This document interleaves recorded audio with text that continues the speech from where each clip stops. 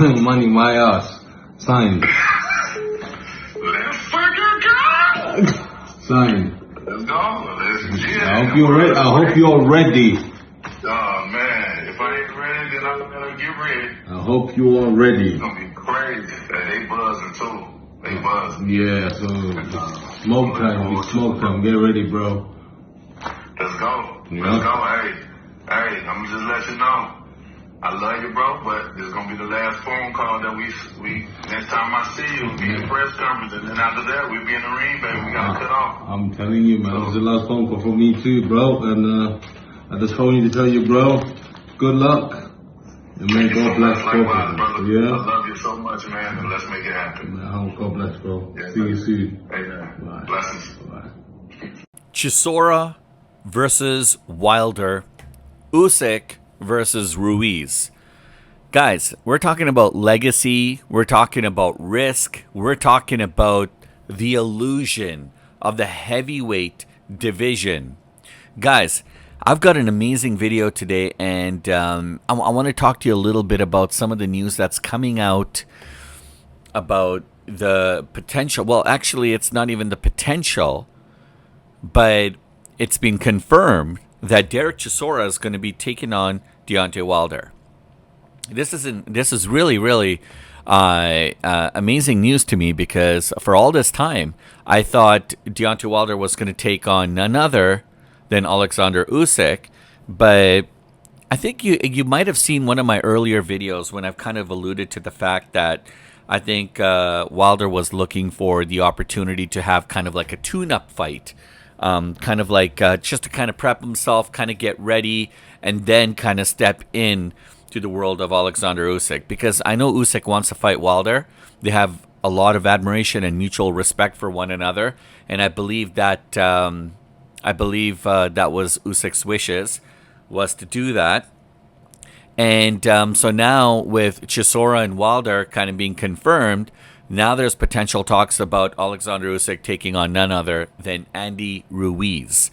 And it's been a while since I've seen Andy in action, but don't underestimate this guy, because Andy Ruiz has got that dangerous overhand right that can just knock out any man into tomorrow. So let's talk about this, guys.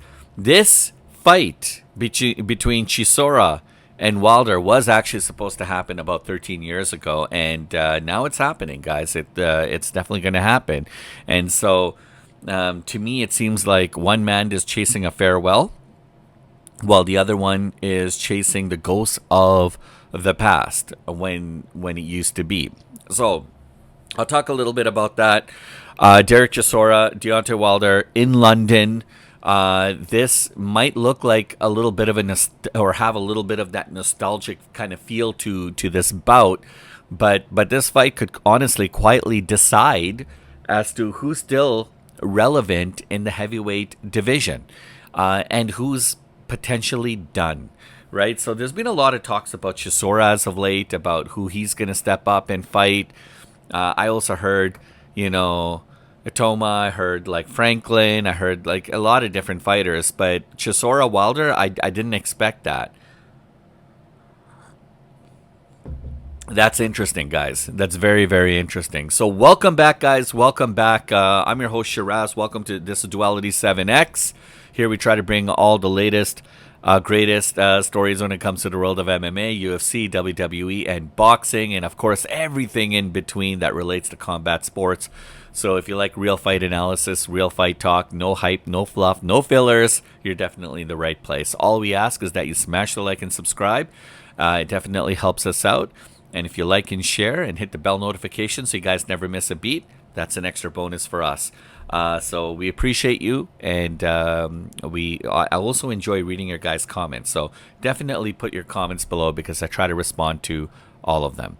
Now, let's talk about what this fight between Chisora and Wilder actually represents. Now, Derek Chisora, it has been confirmed, okay, that he's going to face the former heavyweight world champion, Deontay Wilder, and it's going to happen this April, guys. It's going to happen in April. It's going to happen in London. And it's going to be what we know as the 50th fight of Derek Chisora's career. Okay? Now, 13 years ago, this bout, technically, between these two fighters was already signed. I don't know if you guys know this. And it was happening. And then all of a sudden, this fight actually collapsed after Wilder was arrested on domestic violence charges. And that essentially kind of mitigated from these two being able to fight, because being arrested on those kind of charges, Wilder was refused entry into the UK. So that put a big obstacle in things, and so now it seems like they've kind of passed that, and now we're talking about, here we are, fast forward to 2026. Now remember, all of this happened 13 years ago, and it didn't come to fruition, as I just alluded to. But now here we are in 2026, and this fight is going to happen, and now we get to see these two guys actually go at it. And this is going to be the celebration of Derek Chisora's 50th fight. Absolutely incredible. And yeah, he chose London, guys, and he chose Wilder as his opponent. And so both of these guys have a lot of respect for each other. Very class act gentlemen. And the fact that these two heavyweight monsters are going to go toe to toe, I think they're going to put on a show. It's going to be a treat. And there's a lot riding on this fight, right? Because you got to think about it. Deontay Wilder, he started his career 40-0. Remember this. He started his career 40-0. He flattened heavyweights left, right, center. He made them look like pancakes, guys. And he had, and he's he's known as the Bronze Bomber. He's known for those heavy right hands, and he's made minced meat out of a lot of his competition. And then one day came along a UK great by the name of Tyson Fury, okay, a colossal giant himself, and they had lots of battles. They had a trilogy. Wilder is, and ever since he fought Tyson Fury, Wilder is 2-4 in his last 6 fights. So he's been kind of on a downward kind of a slip, a little bit of a bump. The thing with Wilder is you can't underestimate this guy. They call him the Bronze Bomber for a reason. His hands are legitimate weapons. Okay, he's been able to make some of the biggest, toughest guys that look next to nothing when he fought them. And yeah, he's had a bit of a slide. A lot of people go through this. Heck, a lot of people go through this in their regular lives. When it comes to work, when it comes to personal life. When it comes to things that just happen in your day-to-day kind of scenario. And Wilder is not going to be on top, and he's not going to be on top forever. So yeah, he had a little bit of a blip, and now he's trying to rebound. And I think he's making a smart move. Rather than taking on Usyk right off the bat, I think this is a really good, you want to call it warm-up fight? You could call it warm-up fight. You could call it tune-up fight. You could call it whatever you want, but it's not going to be any cakewalk. Okay, this is going to be a battle, because Derek Chisora is one of those guys. He puts his heart out on the line every single time he fights. So don't expect anything but chaos. When these guys go to war, it's literally going to be King Kong versus Godzilla. Okay, I don't expect anything less. So if you want to call it a warm-up, tune-up fight, or if the media is calling it that, I don't know. I don't know why they would say that. Because this is going to be just as big as a battle as if Wilder were to take on Usyk. All right, so anyways, Wilder has probably one of the most feared right hands that boxing's ever seen. And, losing to guys like Joseph Parker, He was also stopped brutally by Zhili Zhang. I remember that fight, guys. Those are tough. Those are tough losses. And yeah, look, he returned last year with like a 7th round stoppage over an relatively unknown opponent. But I mean, let's be honest. That didn't completely restore Deontay's aura. All right, that fear, that mystique that Wilder used to carry. I think I'm not saying it's gone. I'm not saying it's lost, but I don't think people fear him as much as they once did, because with that mystique kind of fading away, and that tends to happen with a lot of these big guys, a lot of these big heavyweights, and unfortunately, it rarely comes back. But look what happened with Anthony Joshua, right? Anthony Joshua, he suffered a huge loss against Daniel Dubois. He took some time off. He needed to regroup, rethink things, and then he came back. And yeah, I mean, it was Jake Paul, but I mean, look, Jake Paul can still fight. I mean, contrary to what people say and think. I mean, unless those same people, they've been in the ring with the likes of like an Anthony Joshua or Jake Paul, they can't say shit. So if people are going to be out there to criticize Jake Paul, then I'd like to see their credentials, because only fighters should be able to be given that opportunity. But look, Anthony came back, and he came back in such grand fashion. He stopped Jake Paul with the knockout, and so like, look, his career kind of, if you want to say it, has kind of rebounded, right? So look, it happens to a lot of people, unfortunately, and it happened with Deontay Wilder, but I have a feeling that he's going to come back, and he's going to come back very, very strong, very focused.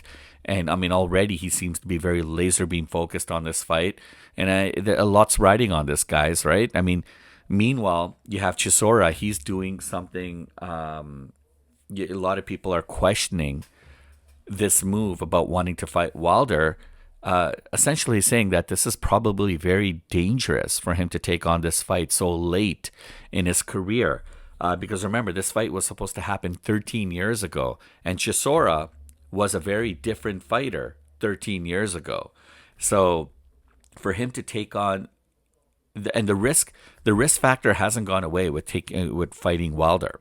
Fighting Wilder 13 years ago is just as risky as fighting him now, because both of these guys are on a mission to climb those ranks, to prove to the world that they still got it, and they're looking for a big heavyweight fight, a big payday. So these guys are going to bring everything they have, including the kitchen sink, because they're going to want to showcase all their abilities, their skill sets, and do everything they need to be able to secure a win.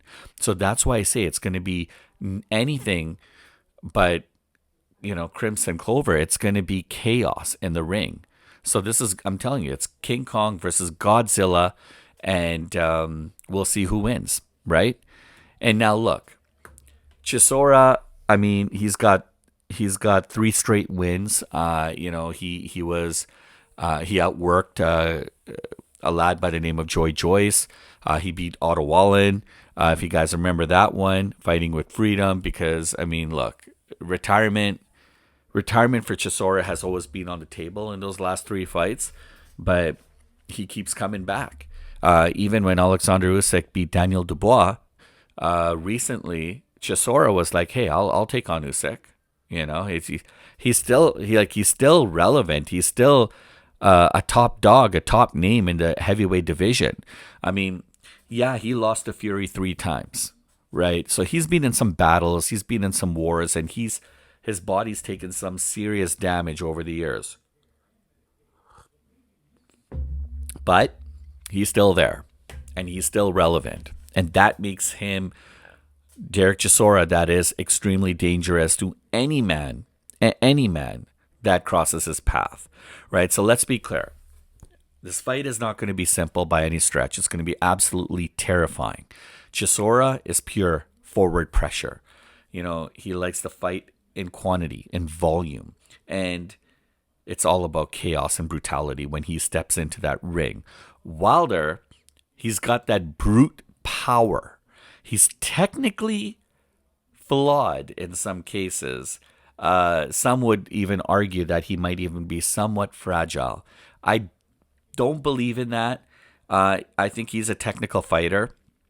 He's got some serious firepower, and if you can stand with Wilder and exchange with Wilder, you're coming out of that fight with some serious injuries, even if you win. So don't underestimate this guy. Even if you see 10% of the vintage Deontay Wilder, 10%, if he shows up, if 10% of that vintage Wilder shows up to a fight, you know it's going to be absolutely explosive. Okay, and that's exactly what we're setting up for when we see Derek Chisora taking on Wilder in April in London. All right, Chisora, you know, is going to drag him right into an exchange. That's Chisora's style. He just goes with that forward pressure, brutality. Wilder is the same. These guys are going to be standing and just going toe to toe with one another, just exchanging blows after blows with one another.